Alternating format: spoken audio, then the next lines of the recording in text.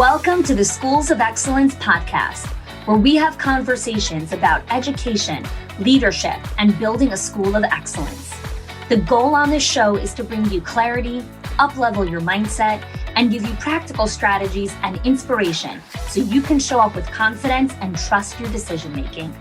I'm Sheila Smozynski. I'm a mom of 4 under 10, a former New Yorker, and been in the early childhood field my entire life. And I'm so grateful that you've joined me for this conversation.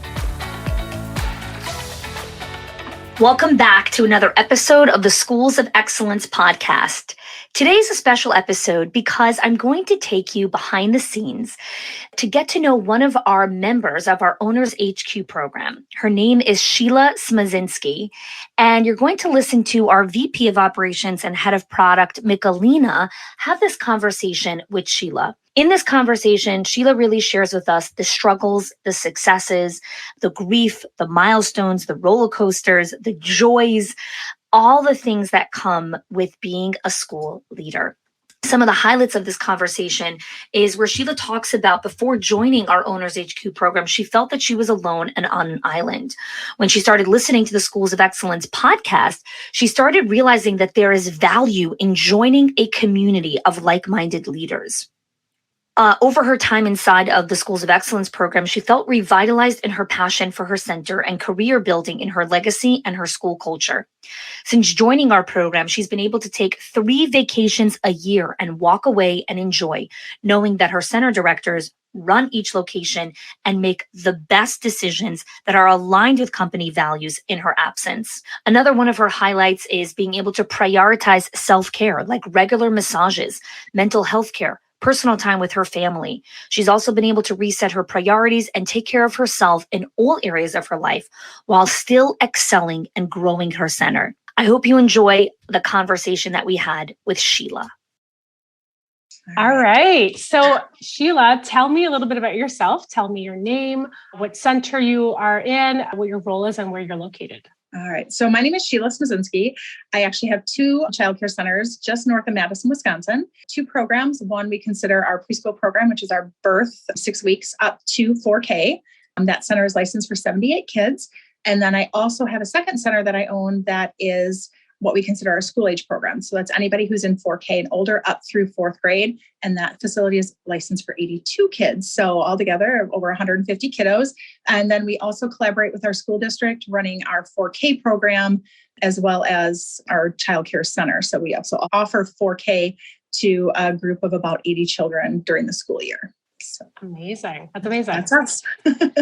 So how long have you been part of the Owners HQ program? I just celebrated 1 year. Yeah, I know, right? Yeah. Exciting. Yay. I know. I like when I was talking to Honey, I was like, I don't even know how it came up, but I'm like, it's been a year. I can't believe it. It went fast and it's been great. So yeah, amazing. So tell me a little bit about what was going on in your center before you started the program. Like, what was life like for you and your staff and the challenges that you were facing? You know, I've owned my center for 17 years and we've always been a high quality, excellent school. We have highly educated staff. We have compassionate staff. And then we ran into COVID. And that's really what brought me to the group.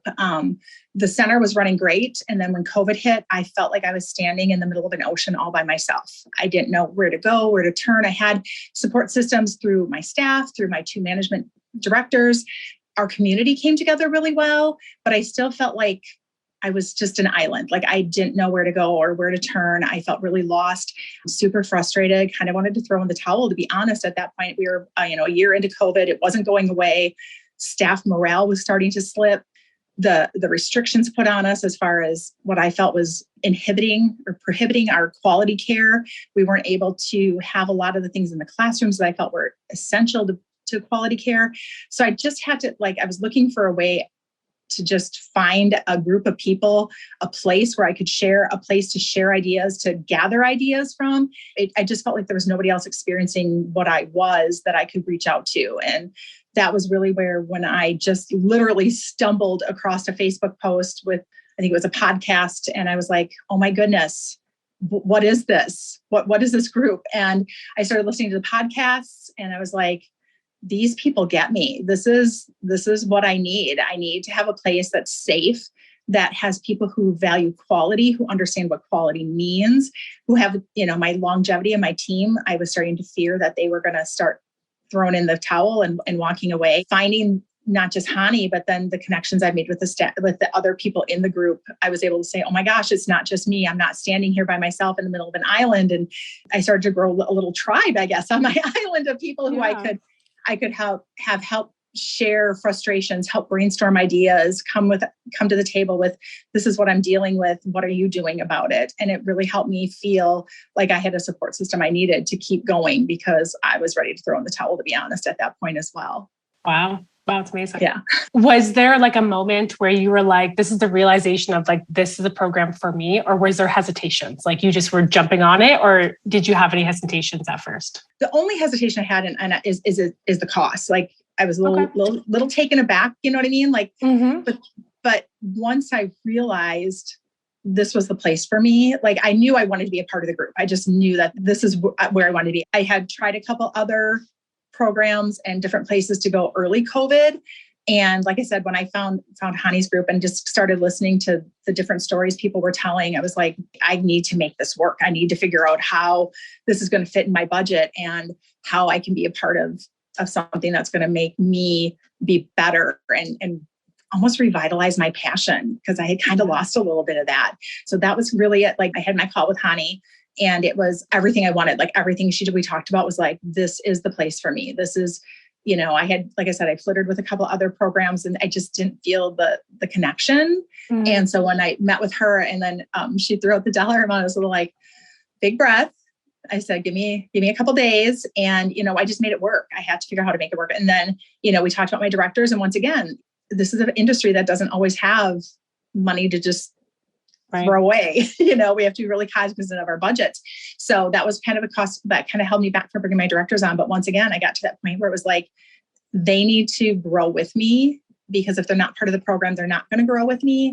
Mm-hmm. So bringing them on recently, I think has been a really good move for us. And once again, it was going back to that table and figuring out where can we make this work financially for our center, because that everything about being a part of this community and being a part of this group of owners was a no-brainer for me. I wanted to be a part of that. Absolutely. So you spent a whole entire year in the program and then decided to bring in your directors. You have 2 directors who are just going to start soon. Yep. So you obviously found the value.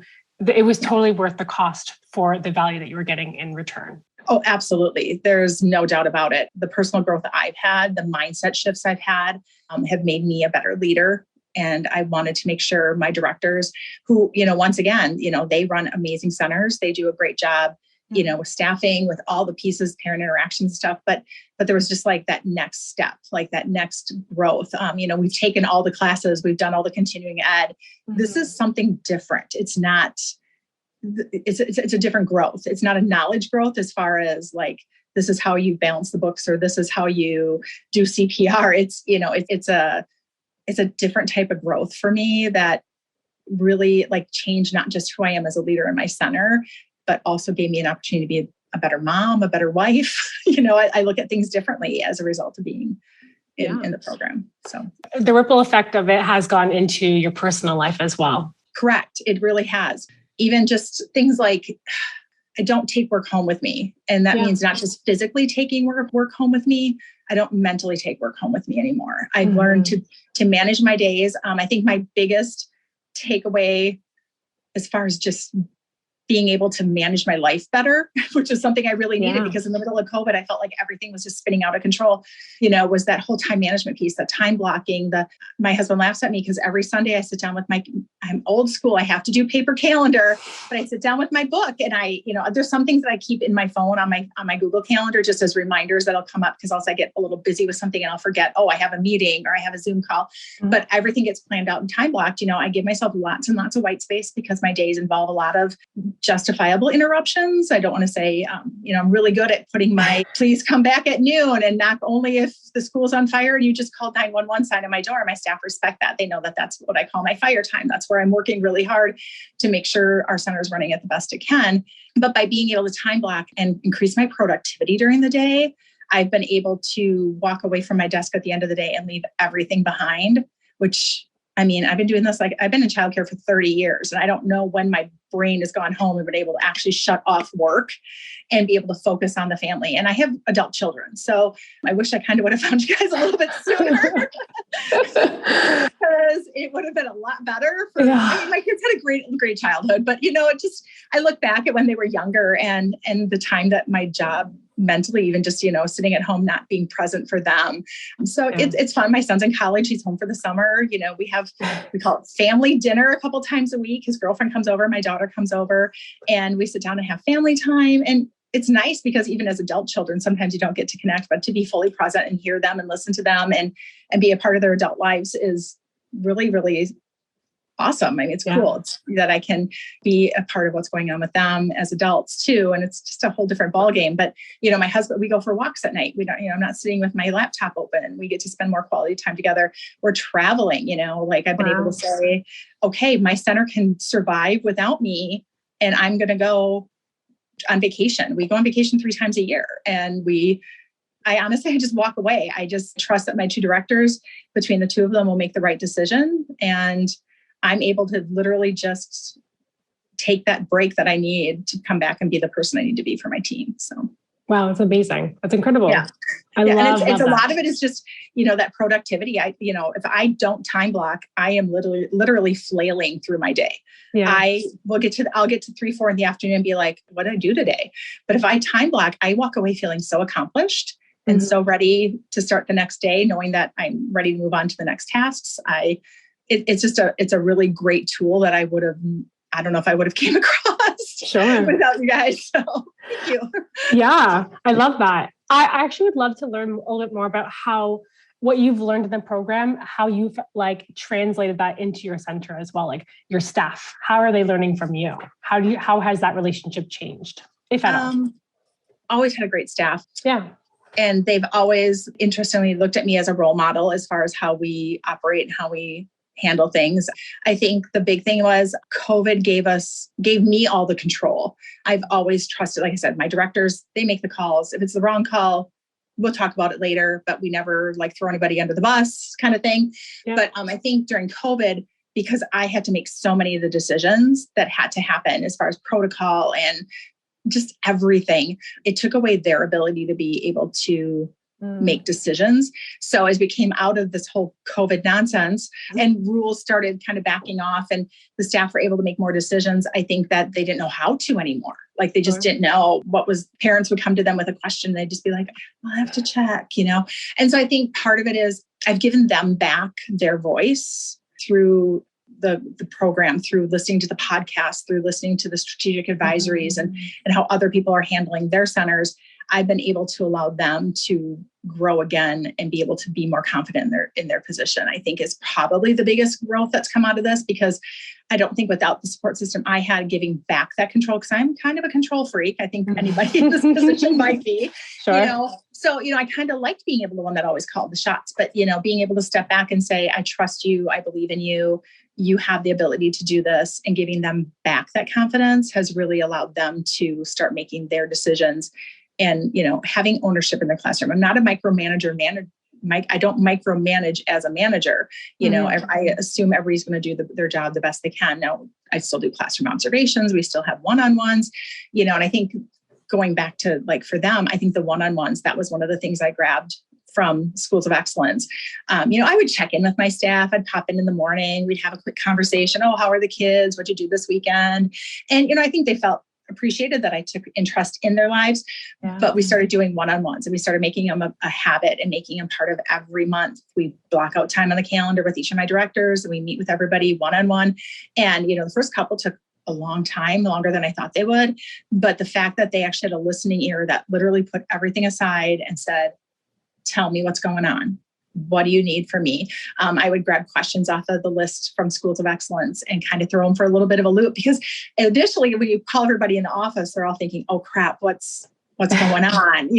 That fear factor sets in for everybody. Now they know, we've been doing them for 8 months. They know when they look forward to it. They look forward to having that listening ear, and they know that they're going to get that opportunity for Angie and I, or one of us, to sit down with them and say, how's it going? What do you need? How are you thinking about this? And it gets their brains thinking, and it gets them kind of thinking a little bit more besides just the day-to-day operations of their classroom. But like, we've just had a huge goals and values setting kind of process. And we came up with our core values. And then I met with everybody one-on-one, and we talked about those and how those look in the classroom. What does respecting family look like in your classroom? How does that play out? What is that looking at? And that was just nice because once we had those core values, everybody knew what the game plan was. Everybody knew how we function. I kind of always felt like we all kind of had the same values, but this was putting it out on paper and putting it out there. So now that people know like what we value, it also kind of created a more cohesive team as a result of it. But the one-on-ones have been a huge factor of giving them that listening ear. And then, like I said, giving them back the ownership that they need. And the one-on-ones were part of that as well. 1,000%. It's amazing. Incredible. Yeah. I would love to learn a little bit more about your experience with the community of at the Schools of Excellence.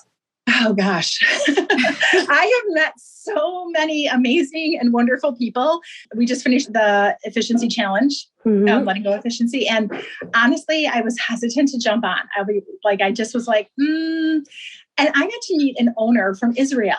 Yes. Like, how cool is that? Alana is rocking it over there. We shared such great ideas. And it was just, for me, the fact that she's halfway around the world and we're sharing similar experiences. Like, who would have thought? Like, who would have even, and when would I get an opportunity to meet somebody from Israel? Like, that's a great thing. But I think, even people I've met through other challenges I attended the summit last March.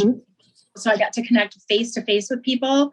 Those relationships that I made, a lot of social media, Facebooking and messaging back and forth, just saying, hey, this is what I'm dealing with. And you just get that love back that says, you're not the only one. Here's what I've done to do it.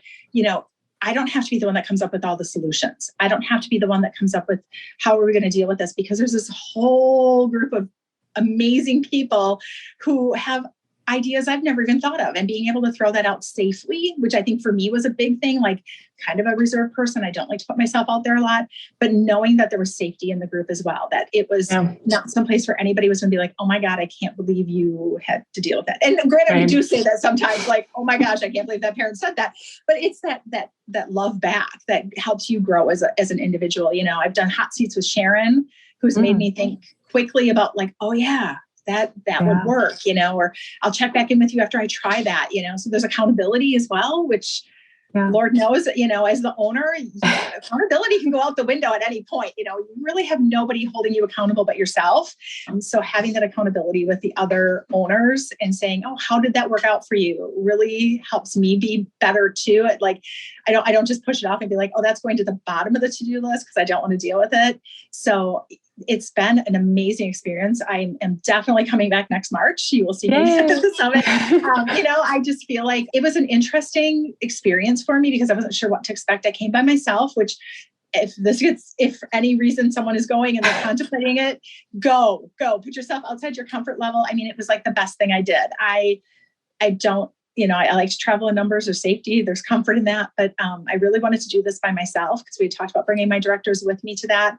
When I registered for it. And I really felt like this was just something I needed to do for me so that I could connect with and be a part of something. I had to force myself to kind of do that. But it was one of the best growth experiences I think I had. It really made me think at a higher level, a different way of looking at, just looking at my legacy. What does that look like? What does that mean long term for us? And that was a huge part of that too. So it really made me step back and look at the bigger picture of just what this all is. Right. Yeah. Curious what your thoughts were on the campfires at the event. You're probably not going to like my feedback. That's okay. I was not a huge fan of them. Okay. What group are you part of? I was with Sharon. Okay. So I don't know. I didn't take away what I thought I would. So I actually am sitting on the email and I'm like, I think I need to give it another shot because I do love connecting with people. You know what I mean? The connecting piece of it. I don't know. It was just, the story shared didn't resonate with me. Okay. Yeah. So that was a little tricky for me.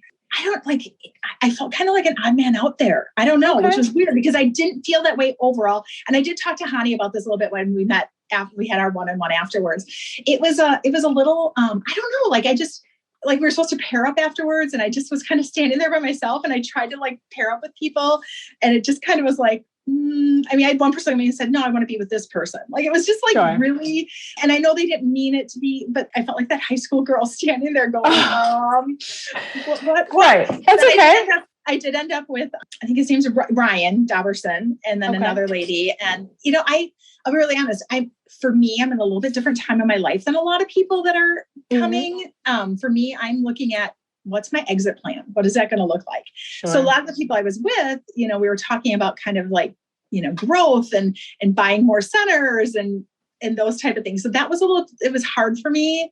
Yeah. So I mean, yeah, I still have their contact information and stuff, but like both of them were looking at expanding their centers. So that was really where the conversation went, you know, where for me, I don't really want to expand. I had the opportunity about a year ago to move into collaborate with a business that wanted to put a childcare center in for their employees / community. And I actually walked away from it and said, no, I don't think I want to grow right now. I just want to, I want to kind of figure out the other direction. So it's just, sometimes it's hard for me in a sense that the conversations that are happening about growth and acquiring more centers or whatever that is, like that's not my phase of life right now. Sure. And I keep reassuring my staff because I don't want them to freak out. Like exit plan doesn't mean selling. I just need to figure out when I'm ready to leave. Yeah. What does that look like for me? Like, is that selling? Is that handing the reins over to somebody else? Are my kids interested in this place? Like what, you know, what does that look like? So I guess, you know, I did not have a great experience with the campfires, but I'm not. That's okay.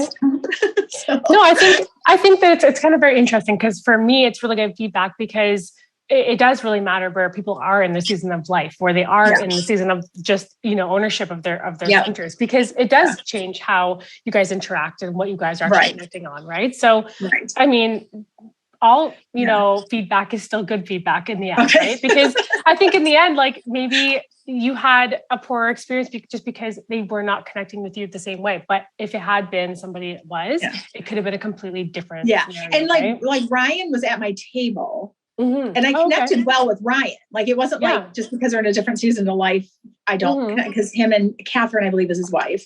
Those two, you know, I still connect with them outside of the group. Like I talk to her and stuff. We're friends on Facebook. So I don't feel like there was a disconnect being with them, but there were a couple other people that were at my table who I felt like we were kind of in a similar place. I don't think they're part of the group anymore, or they were kind of looking at it.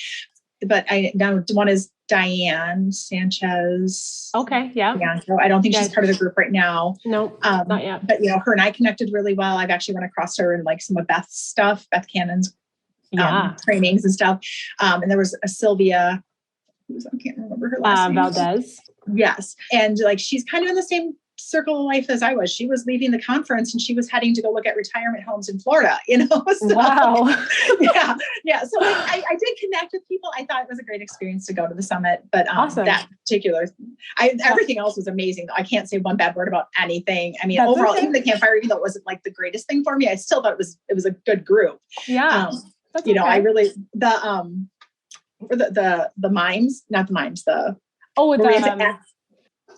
I can't think of the name. Yeah, we had to act things out without talking. Oh my God, that was the best. Like I was so outside my comfort level that I was like, I do not want to do this. And by the time it was done, I absolutely thought it was the most hysterical thing I've ever been a part of. So. Oh, totally. Right. It's funny because we have videos and we have like photos of everyone going, no, like I don't want to do this. Oh yeah. And by the end, they're literally crying, laughing. It's so funny. Yes. I love it. I'm like trying to figure out how to do that. Like see if I can bring in a group up here with my staff for one of our staff trainings. Because I think they would get a hoot out of that. So I definitely suggest that. I feel like it just helps you connect a lot better. I feel like it's a really fun experiment for yourself, like personally on a personal level, just, you know, getting to know yourself and like laughing at the things that you do is totally what we need to be able to do at any time, right? Not just forced to do that, right? We can't be serious all the time. Exactly. Have fun, right? Yeah. Okay. So I have the next question is really more about your future. So I would love to know a little bit more about what goals you currently have for you in the center at the moment. My goals right now. Well, we're a 5-star center, which in Wisconsin is our Young Star rating system. And you can go about it 2 ways. So one is through accreditations. We do have one of our centers is accredited. The other one is through the Young Star process.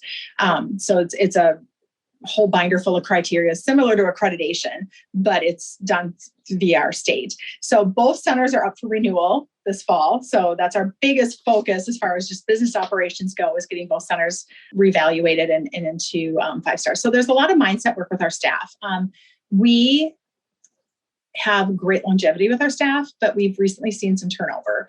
And not turnover because people are unhappy, but turnover because one of my staff went to go be a minister. One of my staff went to go be her assistant minister. Just like crazy, like great growth opportunities for my staff. And one of the things I truly believe in is supporting my staff in their education. So here in Wisconsin, we have what we call Teach Scholarships, and Teach Scholarships offer staff who are part of a childcare center to go back to school and get their associate's degree in early childhood and then a 4-year degree in elementary ed or 4K, and you literally pay 5% of the tuition. The state pays 90% of the tuition, and we pay 5% of the tuition. So those are great opportunities to grow our staff in education. So we recently had some staff that left to go to the school district because, that's kind of their next step. So as we've lost a couple of staff, we've had to rehire new staff. So we have some great young staff that have come in, but they need a lot of mentoring. They need a lot of coaching. And so I think my new goal is like everybody has talked about, it's the wishing well way. It's the way we do things. It's that culture that we've built over the years,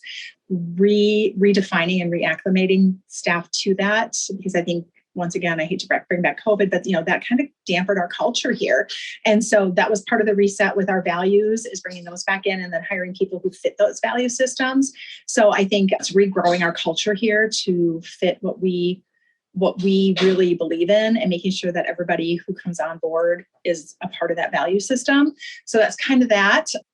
I think as far as, long-term, I talked a little bit earlier, I am looking for what does life hold for me as I get ready to retire. So it's making sure I have systems in place. It's making sure I have the things I need to be able to do what I want to do as I age up.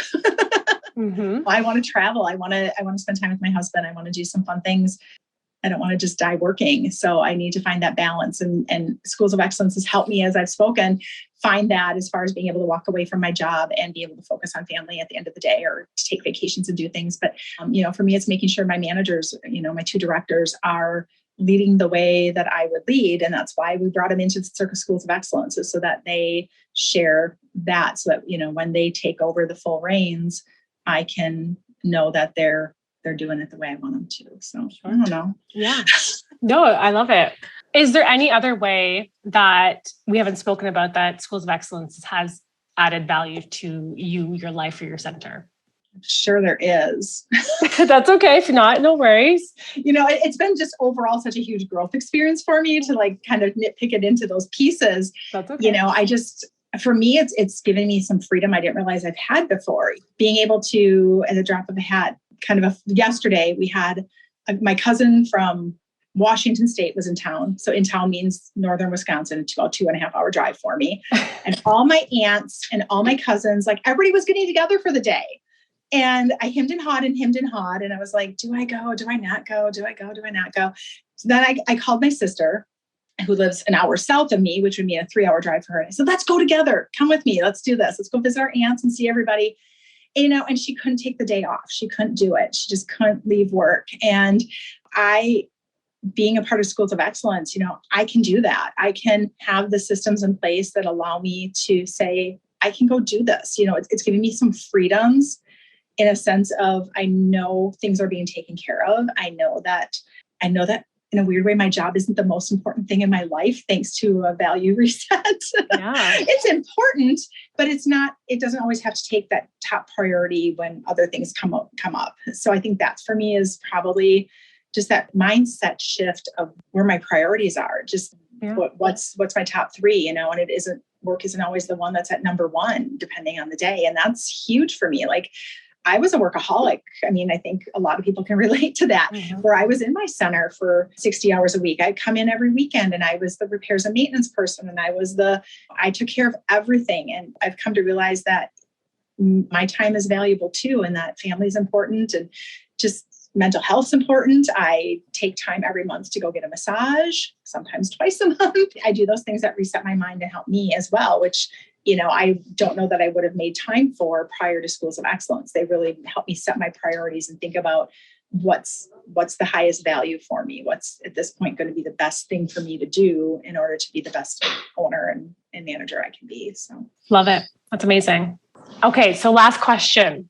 All right. If a friend or colleague were to tell you they were considering joining the owners program or the directors in a circle, what would you tell them? Do it without hesitation. I would highly encourage it. I mean, this program has brought to me so much, like I've mentioned, between just a better person. I think I'm a better person. I do. I think I'm a more compassionate, more thoughtful person, which helps a lot in a lot of areas of life. But I can't say one reason not to join. There is value every time you turn around. There's something you're going to gain, some piece of knowledge. And sometimes when I look at a podcast theme or I look at something, I'm like, oh, I got that. I know that. I know how to enroll kids, or I know how to talk to staff in difficult conversations. I got that. And I don't. Every time I listen to a podcast or I work through another piece of the Schools of Excellence pyramid, I'm like, oh, I never thought of that. So there's always little pieces of nuggets that I get that I'm like, yeah, or even if I knew it, or I think it's a good reminder for me to be like, oh yeah, step back and look at it from this perspective. So it's brought just some new thinking for me that I think has been really helpful. So I think there's always something to learn. And if you're looking to grow, this is definitely the program to be in. Thank you so much, Sheila. It was a great conversation. I love speaking and hearing all. Well, you made it very easy. Yeah, no problem. Thank you so much. I hope that you enjoyed listening to Sheila's in-depth story, everything that comes along with her amazing journey inside of our Owners HQ program. What I want you to be inspired by when you listen to this story is these don't have to just be long distance dreams that one day you achieve. These goals and dreams are possible for you. Sheila has been able to experience this because of doing the work, showing up, committing to herself, and doing the work. And so if you resonated with today's episode and you enjoyed listening to it, I want to tell you a little bit about our Owners HQ program. Our Owners HQ program is for owners or executive managers, regional leaders who are interested in coming together with community, high-level coaching and mentorship, as well as understanding that they're looking for solution-based thinking. They're looking to disrupt their thinking. They're looking to elevate their mindset. They're looking to stop doing things the way that they've always done them and saying, there is a better way. There's a smarter way. There's a better model for me to operate from. And if that is you, and you're looking for that type of community, you're looking for those types of leaders to collaborate with, and you're looking for high-level training and done-for-you systems, coaching and mentorship, and the opportunity to up-level yourself, then I really encourage you to check out our Owners HQ program. The link is in the show notes. It's by application only. We're very, very selective about who joins our program because we have worked very hard to curate and bring together an incredible group of leaders. So if you're interested, click the link in the show notes, read more about our Owners HQ program, our directors in our circle, fill out an application, and I look forward to connecting with you. Thanks so much for listening, and I hope you tune again next week for another episode of the Schools of Excellence podcast. If you are loving the Schools of Excellence podcast and have gotten any value out of it for your school, I would love if you can do two things for me. One, subscribe to the show so you never miss an episode. And two, can you please leave us a review?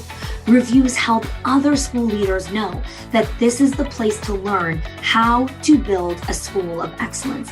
And I would be so grateful if you can do that for us. Your help and support makes this show to be able to be listened by the thousands of other school leaders all around the world. Thanks so much for listening, for giving us your time and attention each and every week, and I appreciate that you have joined us.